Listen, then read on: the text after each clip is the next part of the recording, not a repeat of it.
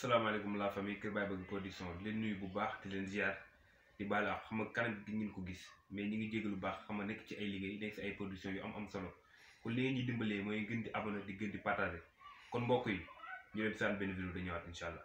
léeg-léeg ma tuubal jënd mu ne ma tudde ma Ousmane Sonko. Allahu akbar. Ousmane baa da ngeen xam ne ni nit ñi mel ci moom jinne yee ka raw.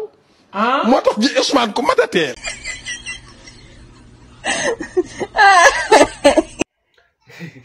kon gars yi Sonko dem na dem ba jinne yi nga xam ne sax ñi ngi xëccoo ñun ak Sonko kon Macky Sall nga war dem nag bàyyi suñu réew demal ñun Sonko mooy suñu président kon gars yi nag li ma ci teg mooy ngeen gën di partager di gën di abonné di ngeen gis lu rëy incha allah rabbi fii ak ay fan wala fii ak ay weer bu leen ko yàkkamti partager abonné like Kër Baye Bëgg KBB ci kaw ci kanam incha allah kon gars yi ñu bës foofu.